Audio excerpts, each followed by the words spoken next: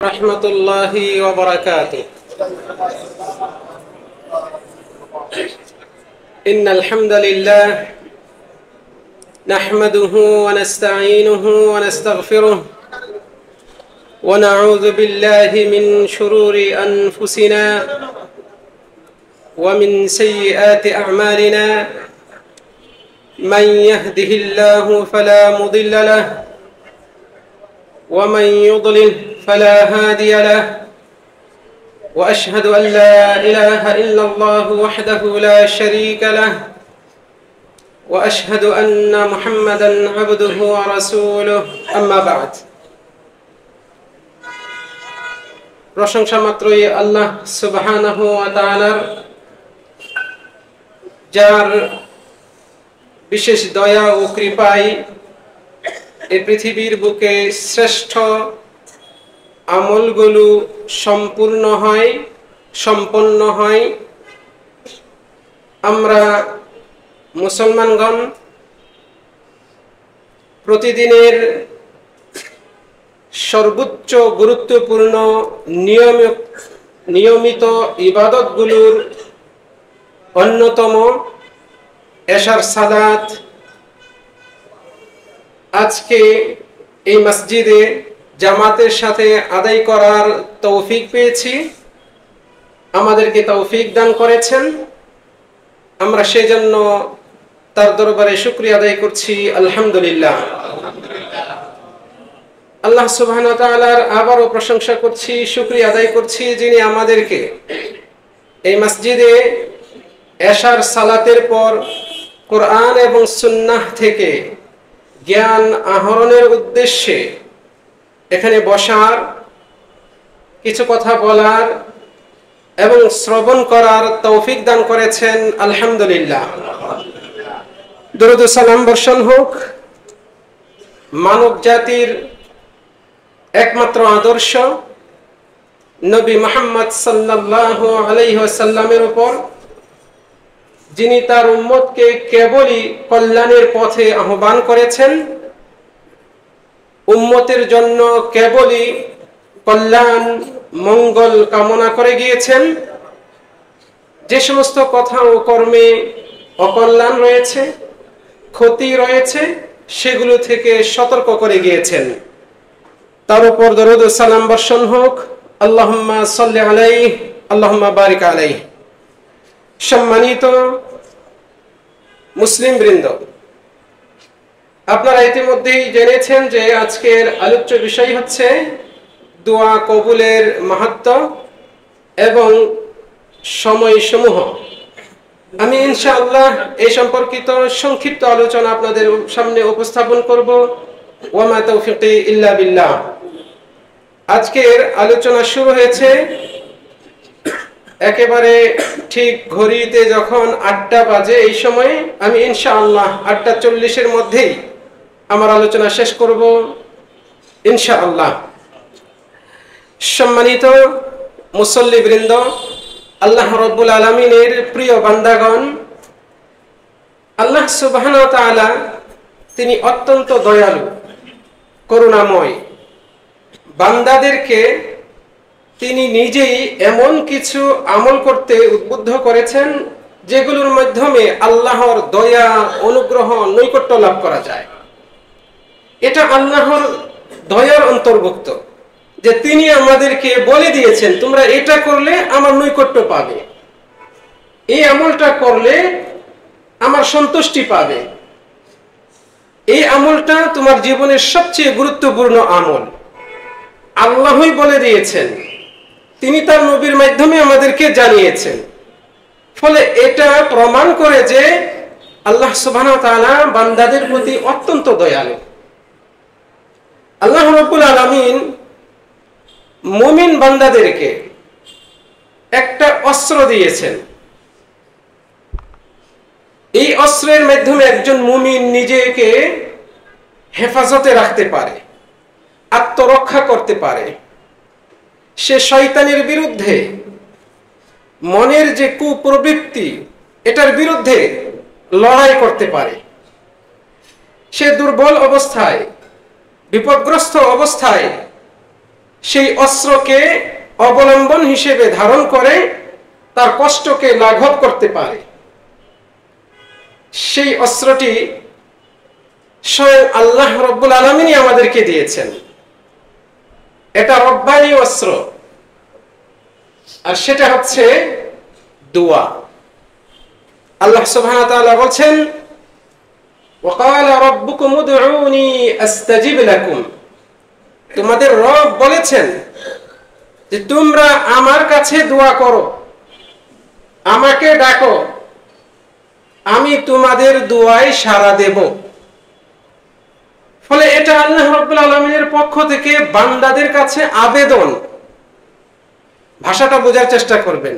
আল্লাহর পক্ষ থেকে বান্দাদের কাছে এটা আবেদন, উদউনি, তোমরা আমাকে ডাকো, আস্তাজিব লাকুম।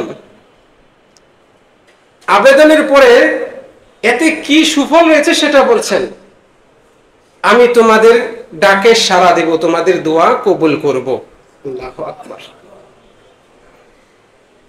এই যে দোয়া, এটা এত মর্যাদাপূর্ণ যে আল্লাহ সুবহানাহু ওয়া তাআলা যত ইবাদত আমাদের উপর ফরজ করেছেন, আবশ্যক করেছেন এবং আমাদের জন্য ঐচ্ছিক বানিয়েছেন, সব ইবাদতেই এই বিষয়টি পাওয়া যায়, দোয়াটি পাওয়া যায়। ফলে দোয়া ছাড়া কোনো ইবাদত নেই, দোয়া ছাড়া কোনো ইবাদত নেই।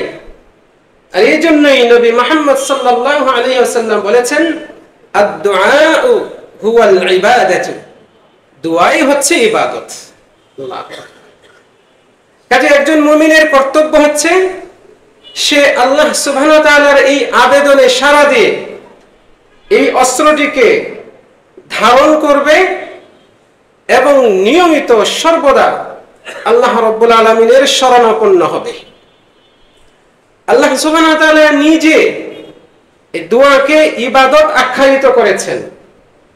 যারা এই ইবাদত থেকে তথা আল্লাহর কাছে মিনতি করা, দোয়া করা থেকে বিমুখ থাকে, উদাসীন থাকে, এবং এই বিমুখ থাকা উদাসীনতার পেছনে বড় কারণ হচ্ছে অহংকার বোধ, অহমিকা, দাম্ভিকতা। আমি সুস্থ, আমার টাকা পয়সার অভাব নেই, প্রতিপত্তি, শক্তি, ক্ষমতার অভাব নেই, আমি কেন হাত তুলবো, আমি তো বাহ্যিক কোনো অপরাধ করছি না। এই বোধ যার মধ্যে রয়েছে, এই অবস্থা যার মধ্যে রয়েছে, আল্লাহ সুবহানাহু ওয়া তাআলা এমন ব্যক্তিকে জাহান্নামে দিবেন মর্মে হুমকি দিয়েছেন। ইন্নাল্লাযীনা ইস্তাকবিরুনা আন ইবাদাতি, নিশ্চয়ই যারা আমার ইবাদত করতে অহংকার প্রকাশ করে, অহমিকা দেখায়, তারা অচিরেই জাহান্নামে প্রবেশ করবে।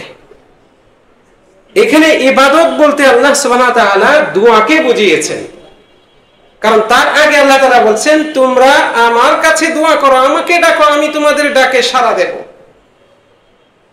আল্লাহু আকবার। সম্মানিত দিনী ভাইরা, একজন মুমিন বান্দা যখন আল্লাহর শরণাপন্ন হয় এবং আল্লাহর কাছে দোয়া করে, আল্লাহ সুবহানাহু ওয়া তাআলা তার দোয়া কবুল করবেনই করবেন মর্মে ওয়াদা দিয়েছেন নবী মুহাম্মদ সাল্লাল্লাহু আলাইহি ওয়াসাল্লাম। যদি তার দোয়া কবুল হওয়ার বিষয়ে প্রতিবন্ধক কিছু না থাকে, আর প্রতিবন্ধক হচ্ছে অন্যায়, হারাম, গুনাহের কিছু চাওয়া, দোয়া করা, অথবা আত্মীয়তার সম্পর্ক ছিন্ন করা, এই জাতীয় যদি কিছু বান্দা চায়, তাহলে বান্দার দোয়া কবুলের ব্যাপারে সেই বিষয়টি প্রতিবন্ধক হিসেবে চলে আসে, ফলে তার দোয়া কবুল হবে না। কাজে এই জাতীয় যদি দোয়া না হয়, বরং ভালো কিছু বান্দা চায়, তাহলে আল্লাহ সুবহানাহু ওয়া তাআলা সেই দোয়া কবুল করেন। ইমাম ইবনে বাজ রাহিমাহুল্লাহ তিনি বলছেন, কাজে একজন মানুষ তার উচিত হচ্ছে নিয়মিত বারবার আল্লাহর কাছে দোয়া করা এবং আল্লাহর কাছে দোয়া করে সুধারণা পোষণ করা যে আল্লাহ ইনশাআল্লাহ আমার দোয়া কবুল করবেন।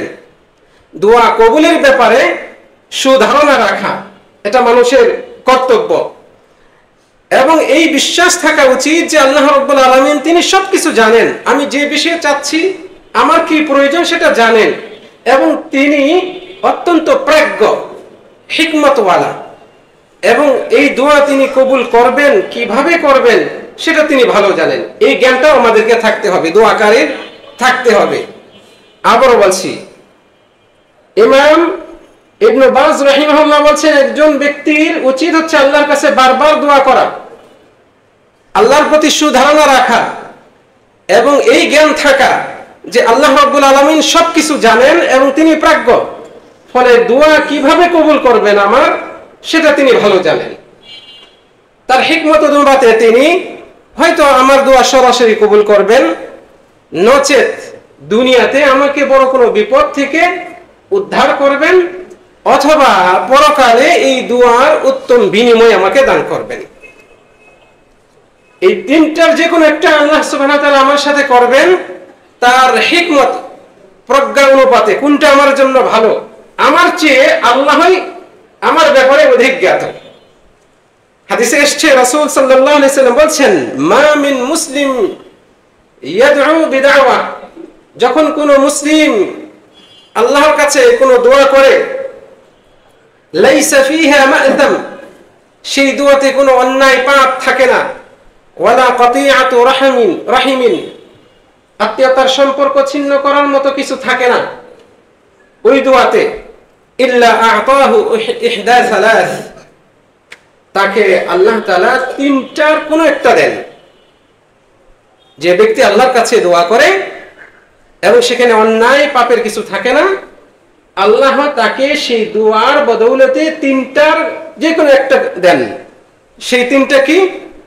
রাসূল সাল্লাল্লাহু আলাইহি ওয়াসাল্লাম বলছেন, ইম্মা আন ইস্তাজিবা লাহু দাওয়াতাহু, হয় আল্লাহ তার দোয়া কবুল করে নেবেন, যা চেয়েছে তা দিয়ে দেবেন, আও ইয়াসরিফা আনহু মিনাস সুই মিসলাহা, অথবা তার উপর থেকে সে যা চেয়েছে এর সমপরিমাণ কোনো ক্ষতি অকল্যাণ দূর করে দিবেন তার উপর থেকে।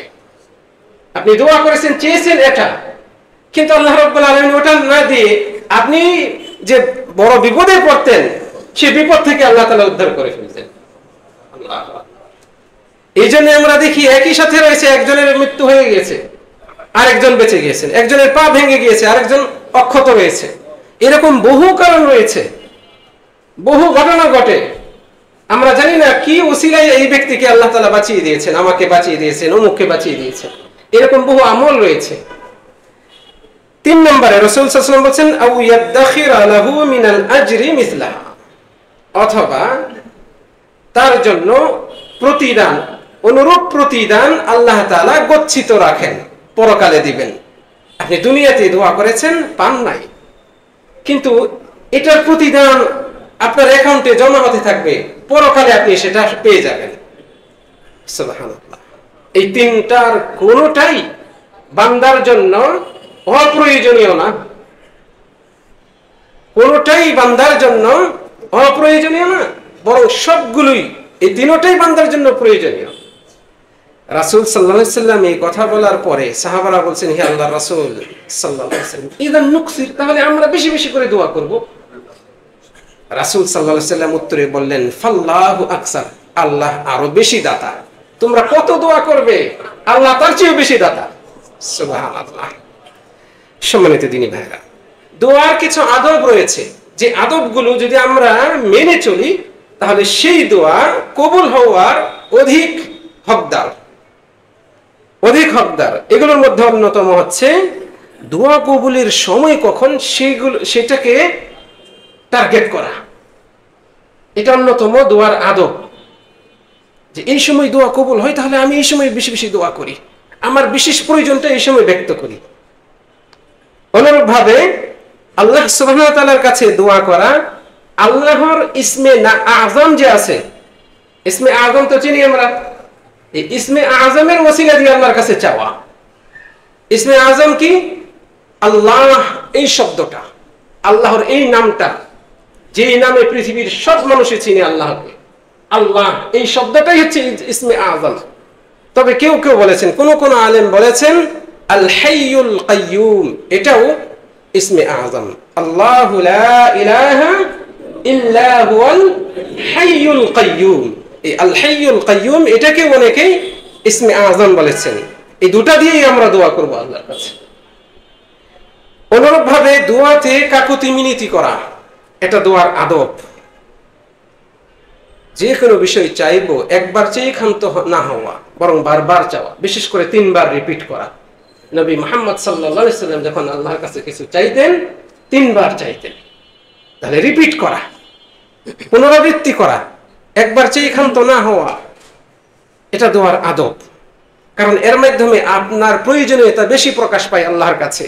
বিনয়তা, কাকুতি মিনতি, আপনি আল্লাহর কাছে আত্মসমর্পণ করেছেন, এটা প্রকাশ পায় বারবার দোয়া করাতে। পূর্ণ মনোযোগের সাথে দোয়া করা দোয়ার আদব। আপনি হাত তুলে দোয়া করছেন কিন্তু আপনার মনোযোগ অন্যদিকে, তোতা পাখি নিয়ে মুখ দিয়ে বের হচ্ছে, এই দোয়া আল্লাহর কাছে পৌঁছে না। এটা একেবারে শপথ করে রাসূল সাল্লাল্লাহু আলাইহি ওয়াসাল্লাম বলেছেন, ওই বান্দার দোয়া আল্লাহর কাছে পৌঁছে না যে বান্দার হৃদয়টা গাফেল, উদাসীন, লাহিন, উদাসীন অবস্থায় যে ব্যক্তি দোয়া করে তার দোয়া আল্লাহর কাছে পৌঁছে না। দোয়ার আরেকটা আদব হচ্ছে পূর্ণ বিশ্বাস থাকা যে আল্লাহ দোয়া কবুল করবেন।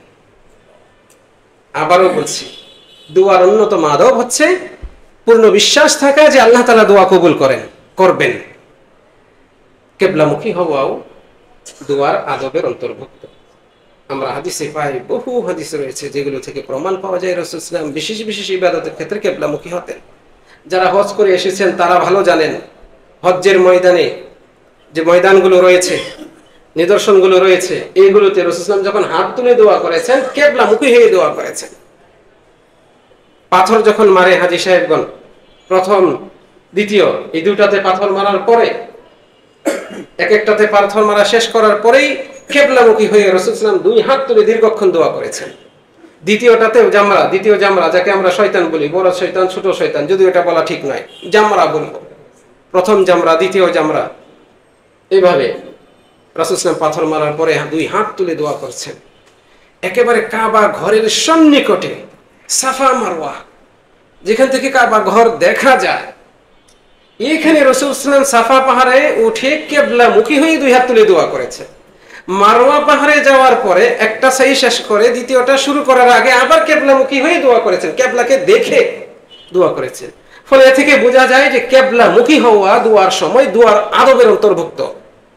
কোন কোন হাদিসে এসেছে রাসূল সাল্লাল্লাহু আলাইহি ওয়াসাল্লাম বলছেন, প্রত্যেক বস্তুর একটা মানে মূল অংশ রয়েছে, মানে সামনের অংশ রয়েছে, আর দোয়ার মূল হচ্ছে কিবলামুখী হওয়া। মাজলিসের সাইয়্যিদ হচ্ছে কিবলামুখী হওয়া। অনুরূপভাবে দোয়ার আদব হচ্ছে যিনি দোয়া করবেন তিনি চেষ্টা করবেন যথাসম্ভব পবিত্র অবস্থায় থাকা। আর যদি ওযু করে দোয়া করেন তাহলে এটা সবচেয়ে ভালো, ওযুরত অবস্থায়। দোয়ার আদব হচ্ছে 2 হাত তুলে আল্লাহর কাছে দোয়া করা। কারণ 2 হাত তোলা আল্লাহর কাছে আত্মসমর্পণ করার শামিল। তাই আল্লাহ সুবহানাহু ওয়া তাআলা বলছেন, বান্দা যখন আমার কাছে 2টা হাত তোলে তার এই 2টা হাত খালি ফেরত দিব, এতে আমার লজ্জা লাগে। আল্লাহু আকবার। তাহলে নিশ্চিত বোঝা যাচ্ছে যে দোয়া কবুল যদি হতে হোক এটা আমরা চাই, তাহলে এর অন্যতম একটা দাবি হচ্ছে আপনি 2টা হাত আল্লাহর কাছে তুলেন। 2 হাত তুলে দোয়া করা নিষেধ নয়, আমাদের সমাজে অনেকেই ভুল প্রচার করেন না। তবে 2 হাত তুলে দোয়ার যে কিছু পদ্ধতি আমরা তৈরি করে নিয়েছি যা সুন্নাত সম্মত নয়, সেই জন্য বলা হয় যে ওই সময়ে 2 হাত তুলে দোয়া করা বিদআত। কিন্তু মূলত 2 হাত তুলে দোয়া করা এটা দোয়ার আদবের অন্তর্ভুক্ত। অনুরূপভাবে দোয়ার আদব হচ্ছে যে আপনি শুরুতে আল্লাহ সুবহানাহু ওয়া তাআলার প্রশংসা করবেন, তার হাবিব নবী মুহাম্মদ সাল্লাল্লাহু আলাইহি সাল্লামের উপর দরুদ ও সালাম পাঠ করবেন, যার কাছে আপনি চাইবেন তার আগে প্রশংসা করবেন, এতে না তার মন গলবে।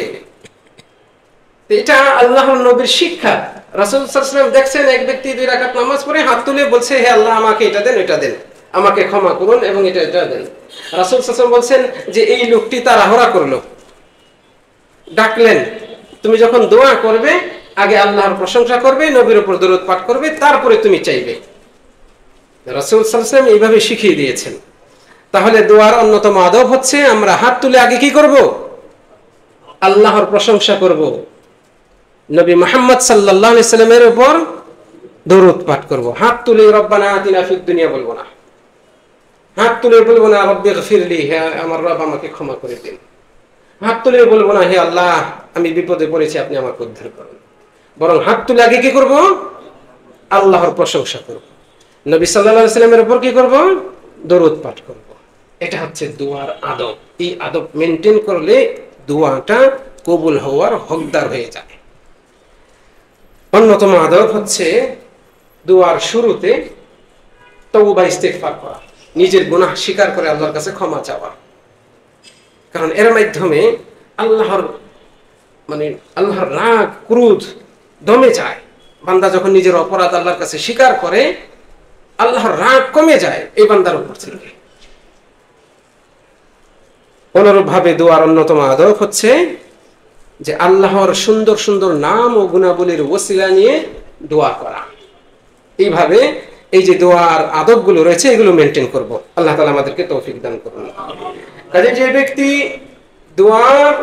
দোয়া কবুলের জন্য যে সমস্ত শর্ত রয়েছে, আদব রয়েছে, শিষ্টাচারিতা রয়েছে, এগুলো পালন করে দোয়া করবে, সেই ব্যক্তির দোয়া আল্লাহ সুবহানাহু ওয়া তাআলা নিজ দয়া ও অনুগ্রহে কবুল করবেন ইনশাআল্লাহ। মুস্তাদরাক হাকিমে একটি হাদিস এসেছে, যে হাদিসটি বিশুদ্ধ হাদিস। আবু হুরায়রা রাদিয়াল্লাহু আনহু হতে বর্ণিত, রাসূল সাল্লাল্লাহু আলাইহি ওয়াসাল্লাম বলেন, উদউল্লাহ ওয়া আনতুম মুকিনুনা বিল ইজাবাহ, তোমরা আল্লাহর কাছে দোয়া করো, আল্লাহ দোয়া কবুল করবেন এই বিশ্বাস নিয়ে তোমরা আল্লাহর কাছে দোয়া করো। ওয়ালামু, আর জেনে রাখো, আন্নাল্লাহ লা ইয়াকবালু দুআআ মিন কলবিন গাফিলিন লাহিন, আল্লাহ কোন গাফিল অন্তরের দোয়া কবুল করেন না। যে ব্যক্তি অমনোযোগী বেখেয়াল, এই ব্যক্তির দোয়া আল্লাহ তাআলা কবুল করেন না। কাজেই দোয়া করতে হবে মনোযোগের সাথে, যা একটু আগেও বলেছি। অনুরূপভাবে সহিহ মুসলিম শরীফে এসেছে, দোয়া কবুল হওয়ার জন্য অন্যতম শর্ত যা থেকে বোঝা যায় সেটা হচ্ছে আপনার রিজিক, যা আপনি খাচ্ছেন, যা আপনি পড়ছেন, ভোগ করছেন, এই রিজিক হালাল হতে হবে, আপনার উপার্জন হালাল হতে হবে। যে ব্যক্তি হারাম খায় সে হাত তুলে দোয়া করলে আল্লাহর কাছে সেই দোয়া পৌঁছে না। তাই রাসূল সাল্লাল্লাহু আলাইহি ওয়াসাল্লাম বলছেন, ইন্নাল্লাহা তাইয়্যিবুন, হে মানুষ নিশ্চয়ই আল্লাহ পবিত্র, লা ইয়াকবালু ইল্লা তাইয়্যিবা, পবিত্র ছাড়া, হালাল ছাড়া তিনি গ্রহণ করেন না। তারপরে রাসূল সাল্লাল্লাহু আলাইহি ওয়াসাল্লাম এক ব্যক্তির কথা উল্লেখ করলেন, যে ব্যক্তির মাঝে দোয়া কবুলের বেশ কিছু অবস্থা পাওয়া যায়। সে মুসাফির, তার শরীর ধুলায় দূষিত, হাতে পায়ে ধুলা লেগে রয়েছে, চুলগুলো উস্কো খুস্কো, মানে মুসাফির ব্যক্তি। আশআসা রাসুহু মুগাব্বারাতান কাদামাহ রাফিউন ইয়াদাইহি, দুই হাত তুলেছে। এগুলো সব দোয়া কবুলের আদব এবং অবস্থা। সফর, এটা দোয়া কবুলের অবস্থা। দুই হাত তুলে দোয়া করা দোয়া কবুলের একটা আদব, দোয়া কবুল হওয়ার জন্য অন্যতম একটা অবস্থা। এই ব্যক্তি দুই হাত তুলে বলছে, ইয়া রব, ইয়া রব, হে আমার রব আমাকে এটা দিন, হে আমার রব আমাকে এটা থেকে মুক্তি দিন, এইভাবে দোয়া করছে। রাসূল সাল্লাল্লাহু আলাইহি ওয়াসাল্লাম বলছেন, ওয়া মাতআমুহু হারাম, তার খাদ্য হারাম। ওয়া মাশরাবুহু হারাম, সে যা পান করে এগুলো হারাম। ওয়া মালবাসুহু হারাম, তার কাপড় চোপড়গুলো হারাম, মানে হারাম টাকা দিয়ে, হারাম উপার্জন দিয়ে সে এইভাবে জীবন যাপন করে। আর সে দুই হাত তুলেছে, ওয়া গুযিয়া বিল হারাম, হারাম দিয়ে তার দেহ তৈরি হচ্ছে। ফাআন্না ইউস্তাজাবু লিযালিক, এই ব্যক্তির দোয়া কিভাবে কবুল হবে? রাসূল সাল্লাল্লাহু আলাইহি ওয়াসাল্লাম বলেন, এই ব্যক্তির দোয়া কিভাবে কবুল হবে? কাজেই হালাল উপার্জন এটা মহা গুরুত্বপূর্ণ একটা বিষয়। আল্লাহ তাআলা আপনার ইবাদত কবুল করবেন না হালাল না হলে, হালাল না হলে। আর এই ইবাদতগুলোর মধ্যে সর্বশ্রেষ্ঠ ইবাদত হচ্ছে দোয়া, এটাই আল্লাহ তাআলা ফেরত দিয়ে দিবেন। অতএব আমরা সতর্ক হই। সম্মানিত দিনী ভাইরা, দোয়া কবুলের বেশ কিছু সময় রয়েছে, যে সময়ে দোয়া কবুল হওয়ার অধিক উপযুক্ত সময়। ওই সময় দোয়া করলে আল্লাহ রাব্বুল আলামিন ইনশাআল্লাহ আশা করা যায় যে কবুল করবেন। আমি সংক্ষিপ্তভাবে সেই বিষয়গুলো আপনাদের সামনে তুলে ধরব। আশা করছি আজকের এই দার্স থেকে আপনারা নতুন কিছু দোয়া কবুলের সময় বা অবস্থা জেনে যাবেন। এবং এটাও আশা করছি যে আপনারা অধিকাংশই এই সম্পর্কে জানেন। তদুপরি এই যে এখানে হালাকার ব্যবস্থা করা হয়েছে বা অন্যান্য জায়গায় হালাকার ব্যবস্থা করা হয়, উদ্দেশ্য হচ্ছে মুমিনদেরকে স্মরণ করিয়ে দেওয়া, আর স্মরণ করানোর ফলে মুমিনরাই উপকৃত হয়। ফাযাক্কির, আপনি স্মরণ করিয়ে দিন, ফাইন্না যিকরা তানফাউল মুমিনিন, মুমিনদের উপকারে আসে স্মরণ করিয়ে দেওয়াতে। এটা বড় উদ্দেশ্য। দ্বিতীয়ত, যারা জানেন না তাদেরকে জানানো উদ্দেশ্য। আল্লাহ রাব্বুল আলামিন আমাদেরকে কবুল করুন। দোয়া কবুলের অন্যতম সময় হচ্ছে মা বাইনাল আযান ওয়াল ইকামা, আযান এবং ইকামতের মধ্যবর্তী সময়। দৈনিক 5 বার আযান হয়, দৈনিক 5 বার আমরা নামাজে আসছি, কিন্তু আযানের পরে ইকামতের আগে এই যে মধ্যবর্তী সময় 15 মিনিট, কোন মসজিদে 20 মিনিট, আজকে এখানে দেখলাম এশার আযানের পরে আধা ঘন্টা, এই যে সময়টা, এই সময়টাই, পুরো সময়টাই হচ্ছে দোয়া কবুলের সময়। নবী মুহাম্মদ সাল্লাল্লাহু আলাইহি ওয়াসাল্লাম বলেন, আদ-দুআউ লা ইউরাদ্দু বাইনাল আযানি ওয়াল ইকামা, আযান এবং ইকামতের মাঝে যে দোয়া করা হয় তা ফেরত দেওয়া হয় না। কার কথা এটা? আল্লাহর রাসূল সাল্লাল্লাহু আলাইহি ওয়াসাল্লাম বলেছেন। তাহলে আমরা এখন থেকে এই আমলটা করার চেষ্টা করব তো ইনশাআল্লাহ। আযানের পরে আপনি কোরআন তেলাওয়াত করুন, জিকির আজকার করুন, 2টা হাতও তুলুন। এই সময় যা চাইবেন এটা ফেরত আসবে না, এটা আল্লাহর কাছে রয়ে যাবে। কিভাবে রয়ে যাবে? হয় আল্লাহ তাআলা এটা সরাসরি কবুল করবেন, যা এই যে আলোচনা শুরুর দিকে হাদিস থেকে শুনেছেন, অথবা দুনিয়াতে আপনাকে কোনো বিপদ থেকে উদ্ধার করবেন, অথবা এর বিনিময়ে আপনাকে পরকালে দান করবেন। আল্লাহু আকবার। মুমিনের দোয়া কি হয় না? ব্যর্থ হয় না। 2 নম্বর অবস্থা, যে অবস্থায় বা যে সময় আল্লাহ সুবহানাহু ওয়া তাআলা দোয়া কবুল করেন, পৃথিবীতে বান্দা সবচেয়ে আল্লাহর কাছে যে সময়ে থাকে, সেই সময়টা কে বলতে পারবেন? এটা সেজদার অবস্থায়। আকরাবু মা ইয়াকুনুল আবদ, বান্দা সবচেয়ে আল্লাহর নিকটবর্তী হয়ে যায় যখন সে সেজদায় থাকে। রাসূল সাল্লাল্লাহু আলাইহি ওয়াসাল্লাম বলেন, কাজেই তোমরা সেজদায় বেশি বেশি করে দোয়া করো। ওয়া আম্মাস সুজুদ, আর সেজদা, ফাআকসিরু ফিহি দুআ, সেই সেজদায় গিয়ে তোমরা বেশি বেশি করে দোয়া করো। ফাকামিন আন ইউস্তাজাবা লাকুম, আশা করা যায় যে তোমাদের দোয়া কবুল করা হবে। আর আল্লাহ এবং তার রাসূল যখন আশা করা যায় বলেন, তখন সেটা নিশ্চিতের অর্থ আসে। আল্লাহ। সম্মানিত দিনী ভাইরা, এগুলো বানানোর কথা না, এগুলো সম্পূর্ণ বিশুদ্ধ হাদিসের কথা। রাসূলুল্লাহ সাল্লাল্লাহু আলাইহি ওয়াসাল্লাম আমাদেরকে এইভাবেই বলেছেন যেভাবে আপনাকে বললাম। তৃতীয় আরেকটা অবস্থা, সময় যখন আল্লাহ সুবহানাহু ওয়া তাআলার কাছে বান্দা দোয়া করলে সেই দোয়া কবুল হওয়ার অধিক উপযুক্ত, হকদার, সেটা হচ্ছে নামাজের শেষের অংশ, তাশাহুদে। তাশাহুদের যে দোয়া রয়েছে, আত-তাহিয়াত, আস-সালাওয়াত, তারপরে এই যে দোয়া যেটা আমরা পড়ি, আল্লাহুম্মা ইন্নী যালামতু নাফসি যুলমান কাসীরা, পড়লেন, এরপরে আপনি দোয়া করেন সালাম ফিরানোর আগে। শেষ বৈঠকে সালাম ফিরানোর আগে দোয়া, এই সময় আপনি দোয়া করেন। নবী মুহাম্মদ সাল্লাল্লাহু আলাইহি ওয়াসাল্লাম বিশুদ্ধ হাদিসে এসেছে, আব্দুল্লাহ বিন মাসউদ রাদিয়াল্লাহু আনহুকে তাশাহুদ শিখালেন। শিখানোর পরে বললেন, এরপরে তোমার পছন্দ মতো দোয়া করবে আল্লাহর কাছে। তাই শেখ বিন বাজ রাহিমাহুল্লাহ তিনি বলছেন, যেহেতু রাসূল সাল্লাল্লাহু আলাইহি ওয়াসাল্লাম তাশাহুদ শিক্ষা দেওয়ার পরে পছন্দ মতো দোয়া করতে বলেছেন, ফলে বোঝা যায় যে এই সময় দোয়া কবুল হতে পারে। কার কথা এটা? এই যুগ শ্রেষ্ঠ আলেম, এই সমকালীন বিশ্বের শ্রেষ্ঠ আলেম শেখ বিন বাজ রাহিমাহুল্লাহ তিনি বলেছেন। উলামা রাব্বানীদের অন্তর্ভুক্ত, ওনাদের ইলম কত উঁচু মানের ছিল এবং বিশুদ্ধ ছিল, তাদের লেকচার বক্তব্য যদি আজও কেউ শুনে এবং বুঝতে পারে, তারা সহজেই স্বীকার করবেন এরাই হচ্ছে পৃথিবীর শ্রেষ্ঠ মানুষ। আল্লাহু আকবার। আল্লাহ রাব্বুল আলামিন ওনাকে জান্নাত নসিব করুন। সম্মানিত দিনী ভাইরা, এছাড়াও হাদিসে এসেছে, আবু উমামা রাদিয়াল্লাহু আনহু তে বর্ণিত, বলা হলো, হে আল্লাহর রাসূল, আইয়ুদ দুআই আসমা, কোন দোয়াটা খুব বেশি শ্রবণ করা হয়, মানে কবুল করা হয়? রাসূল সাল্লাল্লাহু আলাইহি ওয়াসাল্লাম বলেন, জাওফুল লাইলিল আখির, রাতের শেষ গভীর অংশে, রাতের গভীরে যখন দোয়া করা হয় শেষ রাতে, এই সময় দোয়াটা অধিক শ্রবণ করা হয়, মানে দোয়া কবুল হয়। ওয়াদুবুরা as-সালাওয়াত আল-মাকতুবাত, এবং প্রত্যেক ফরজ নামাজগুলোর একেবারে পেছনের অংশ, দুপুর মানে শেষাংশে দোয়া কবুল করা হয়, অধিক শ্রবণ করা হয়। এই হাদিসের ব্যাখ্যায় কেউ কেউ বলেছেন সালাম ফিরানোর পরে, কিন্তু তার চেয়ে অধিক যুক্তিসঙ্গত এবং বিশুদ্ধ মত হচ্ছে সালাম ফিরানোর আগে, শেষ বৈঠকে।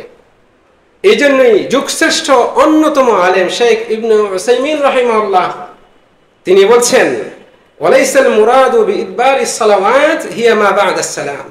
দুবুরুস সালাহ, নামাজের শেষে দ্বারা উদ্দেশ্য এটা নয় যে নামাজের সালাম ফিরানোর পরে, কারণ নামাজের সালাম ফিরানোর পরে যে দোয়াগুলো করা হয় এইগুলোকে জিকির বলা হয়, আর দোয়ার স্থান হচ্ছে নামাজের ভেতরে শেষ বৈঠকে অথবা সেজদায়।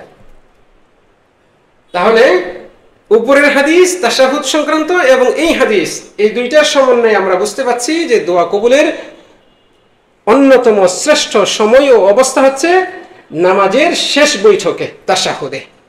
আল্লাহ রাব্বুল আলামিন আমাদেরকে তৌফিক দান করুন। আপনি মাসনুন দোয়াগুলো করার চেষ্টা করেন, আল্লাহ তাআলা তৌফিক দান করুন।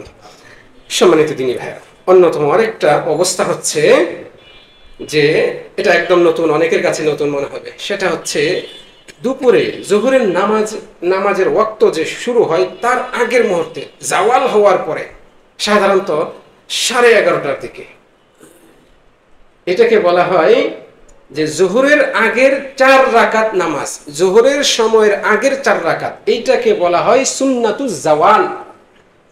হয়তো খুব কম মানুষই এটা শুনেছেন। সুন্নাতুজ জাওয়াল, সূর্য যখন ঢলে যায়, একদম মাথার উপরে যখন থাকে, বস্তুর ছায়া থাকে না, ওই সময় নামাজ পড়া হারাম, নিষেধ। যখন বস্তুর মানে সূর্যটা একদিকে ঢলে যায়, তখন বস্তুর ছায়াও তার বিপরীত দিকে পড়ে, ওইটাকে বলা হয় জাওয়ালের ওয়াক্ত। ওই ওয়াক্ত থেকে জোহরের আজানের আগ পর্যন্ত এই সময়টা হচ্ছে সুন্নাতুজ জাওয়াল, জাওয়ালের 4 রাকাত সুন্নতের সময়।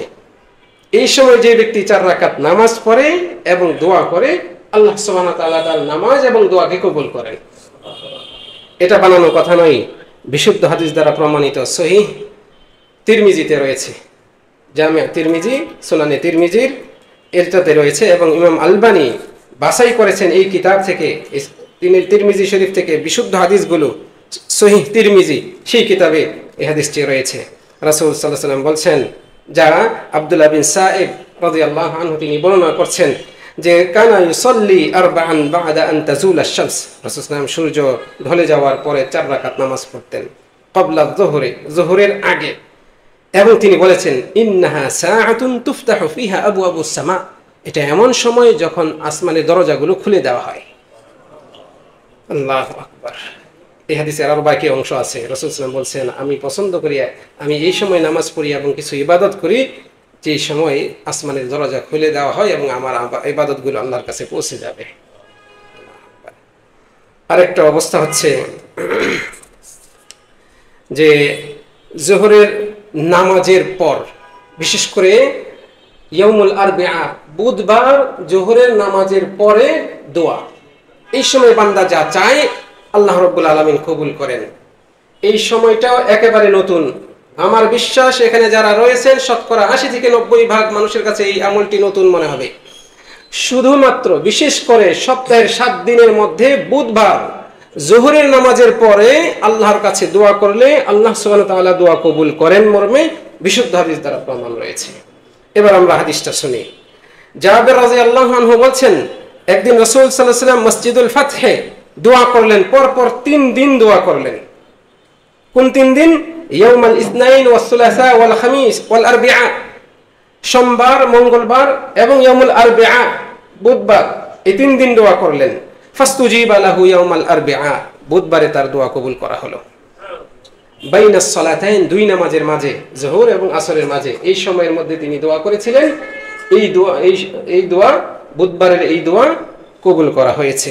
ক্বালা জাবের, এই জাবের রাদিয়াল্লাহু আনহু এটা জেনেছেন, দেখেছেন, শুনেছেন।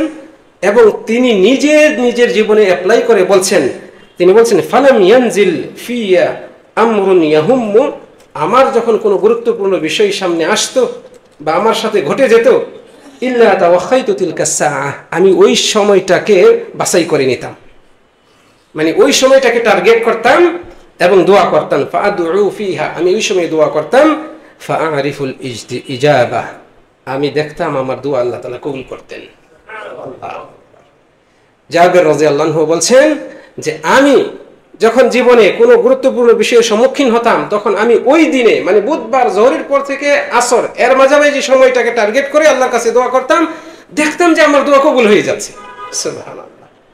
তাহলে আমরাও এই আমলটি করব ইনশাআল্লাহ। আল্লাহ তাআলা তৌফিক দান করুন।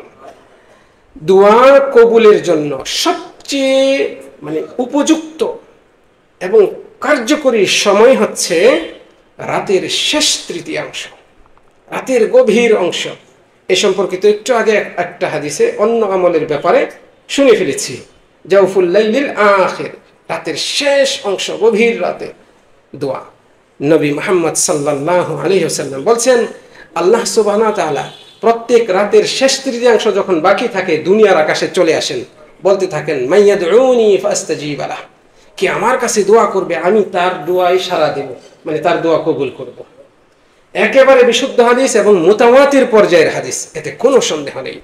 কাজে আমরা চেষ্টা করব। খুব কম সংখ্যক মানুষই পাওয়া যায় যারা রাতের এই গভীর অংশে উঠে পড়েন, উঠে আল্লাহর কাছে দোয়া করেন। আল্লাহ সুবহানাহু ওয়া তাআলা সেই সময় বলতে থাকেন, কি আছো আমার কাছে চাইবে আমি তোমাকে দিব, কে অপরাধ করেছে আমার কাছে ক্ষমা চাও আমি ক্ষমা করব, কার অভাব আছে আমার কাছে চাও আমি তোমাকে রিজিক দিব। ফজর হওয়া পর্যন্ত আল্লাহ তাআলা বলতে থাকেন। এই জন্যই যে তিনি এই সময় বান্দার দোয়া কবুল করবেন। আল্লাহ রাব্বুল আলামিন আমাদেরকে তৌফিক দান করুন।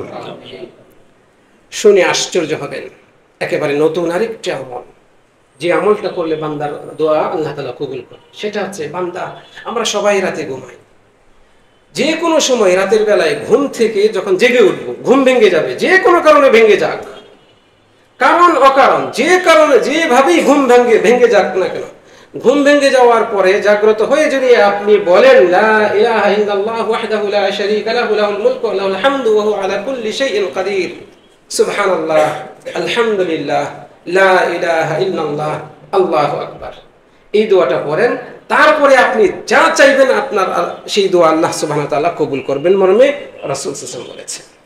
তাহলে রাতে যে কোনো সময় ঘুম ভেঙে গেলে জাগ্রত হওয়ার পরে বান্দা যদি দোয়া করে, রাসূল সাল্লাল্লাহু আলাইহি ওয়াসাল্লাম বলছেন এই বান্দার দোয়া আল্লাহ তাআলা কবুল করেন। এবং তিনি আরো বলছেন ফাইন তাওয়াজ্জা ওয়া সাল্লা, যদি এই বান্দা ওযু করে এবং নামাজ পড়ে, কবিলাত সালাতুহু, তার নামাজও কবুল করা হবে।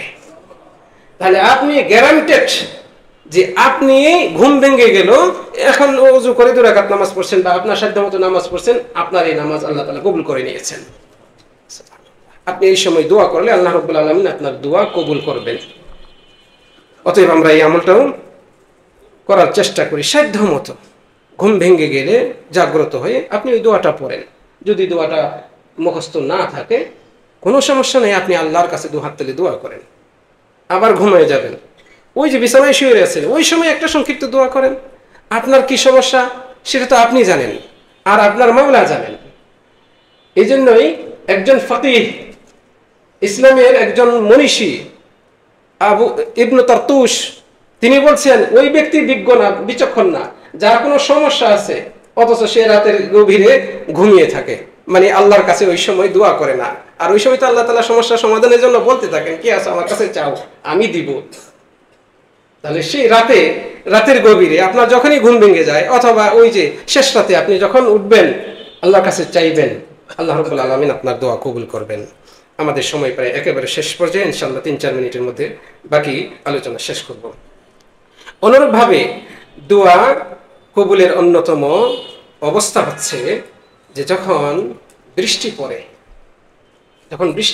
ওই সময় দোয়া করে। বৃষ্টি পড়াকালীন সময়ে, বৃষ্টি চলাকালীন সময় দোয়া আল্লাহ সুবহানাহু ওয়া তাআলা কবুল করেন। আবারও বলছি, যখন বৃষ্টি নামে সেই সময় দোয়া করেন। আল্লাহর দয়া আমাদের উপর যে আমাদের এই দেশে বাংলাদেশে বৃষ্টির মৌসুম লম্বা, যখন বৃষ্টি চলে মুষলধারে বৃষ্টি পড়ছেই পড়ছে, এমনও হয় যে 24 ঘন্টায় টুকটুক করে অল্প অল্প করে হলেও বৃষ্টি পড়তে থাকে। আমরা অপরাধ করি বেশি, আমাদের দেশে সমস্যা বেশি, আমাদের জনসংখ্যা বেশি, অভাব অন্টন বেশি, এই দেশে 2 নাম্বার লোকের সংখ্যাও বেশি, ফলে আল্লাহর মুখামুখি হওয়া আমাদের অধিক জরুরি। আল্লাহ রাব্বুল আলামিন আমাদের জন্য এমন ব্যবস্থা করে দিয়েছেন সব সময়, মানে যখন বৃষ্টির মৌসুম থাকে বৃষ্টি পড়তেই থাকে, মানে দোয়া কবুলের সময়টা আমরা দীর্ঘ পেয়ে যাই। তাহলে আপনি আল্লাহর কাছে দুহাত তুলেন, আপনার ছেলেকে বলেন, আপনার স্ত্রীকে বলেন, আপনি আশপাশে আপনার অফিসের লোকদেরকে বলেন, আপনার অধীনস্থদেরকে বলেন, পরামর্শ দেন, দোয়া করেন, সাধ্য মতো অল্প একটু সময় হলেও আপনি দোয়া করেন।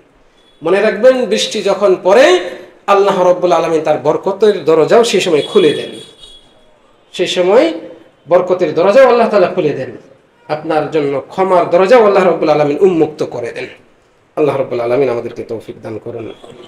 সম্মানিত তিনি ভাইয়েরা, আমরা বিভিন্ন প্রয়োজনে সফর করি, সফররত অবস্থা, সফরের অবস্থা এটাও দোয়া কবুলের অন্যতম সময় অবস্থা। এই সময়ে বান্দা আল্লাহর কাছে দোয়া করবে।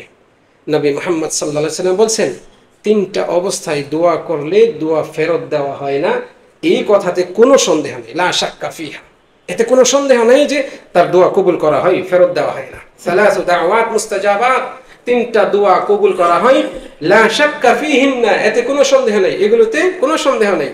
এগুলোর অন্যতম হচ্ছে দাওয়াতুল মাজলুম, মাজলুম ব্যক্তির দোয়া। মাজলুম ব্যক্তির দোয়া আল্লাহ তাআলা কবুল করেন, এতে কোনো সন্দেহ নেই। ওয়া দাওয়াতুল মুসাফির, মুসাফির ব্যক্তির দোয়া। আল্লাহ, আপনি সফরে আছেন, ঢাকা থেকে চট্টগ্রাম যাবেন, কুমিল্লায় যাবেন, ময়মনসিংহে যাবেন, অমুক জায়গায় যাবেন, আপনি দোয়া করেন, গান বাজনা না শুনে, ফেসবুকে বা ইউটিউবে না ঢোকে আপনি দোয়া করেন। আশপাশের মানুষজন গল্প করছে, কিন্তু আপনি 2টা হাত তুলেন না আল্লাহর কাছে। যতটুকু সময় আপনি দোয়া করলেন, এই দোয়াটার সাথে আপনি আল্লাহর সাথে সম্পর্ক রাখলেন এবং এই দোয়া আল্লাহ তাআলা কবুল করেন। সম্মানিত দিনী ভাইরা, 3 নম্বরে রাসূল সাল্লাল্লাহু আলাইহি ওয়াসাল্লাম বলেছেন ওয়া দাওয়াতুল ওয়ালিদ, পিতার দোয়া। সন্তানের জন্য পিতা দোয়া করলে আল্লাহ তাআলা দোয়া কবুল করেন। অতএব আমরা এই আমলটা করার চেষ্টা করি, এটাকে ধরে রাখার চেষ্টা করি, এগুলো আমাদের নলেজে রাখার চেষ্টা করি। আমাদের এই আয়োজন এখানে সুর দিয়ে ওয়াজ করার জন্য নয়, কিসসা কাহিনী বর্ণনা করার জন্য নয়, এটা ইলমি মজলিস। আপনারা কাছে জানেন, এই মজলিসকে রাসূল সাল্লাল্লাহু আলাইহি ওয়াসাল্লাম জান্নাতের বাগান বলেছেন। আপনারা কি জানেন, যারা মসজিদে আসে কোরআন সুন্নাহ থেকে কিছু শিক্ষা অর্জন করার জন্য, রাসূল সাল্লাল্লাহু আলাইহি ওয়াসাল্লাম বলছেন সে ব্যক্তি পূর্ণ হজ সম্পাদনকারী একজন হাজী সাহেবের নেই। আল্লাহু আকবার।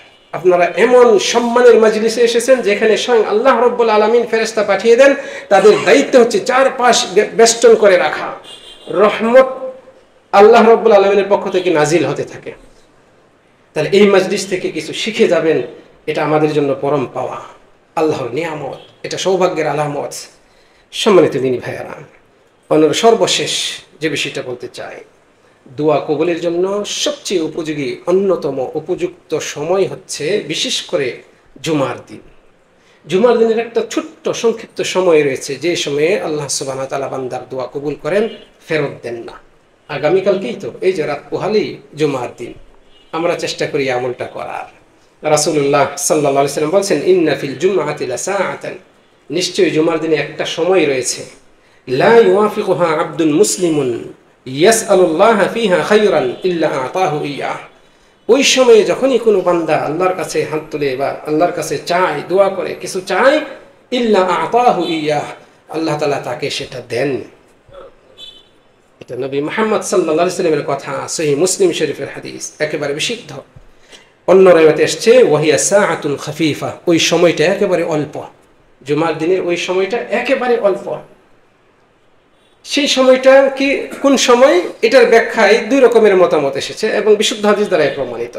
কোন কোন হাদিসে এসেছে রাসূল সাল্লাল্লাহু আলাইহি ওয়াসাল্লাম বলেছেন, যখন হিয়া মা বাইনা আইয়াজলিসাল ইমাম, এটা হচ্ছে যখন ইমাম সাহেব মেম্বারে বসেন খুতবা দেওয়ার জন্য, তখন থেকে নামাজ শেষ হওয়া পর্যন্ত, এর মাঝে যে দোয়াগুলো হয় এগুলো আল্লাহ তাআলা কবুল করেন। এটা বিশুদ্ধ হাদিসে এসেছে।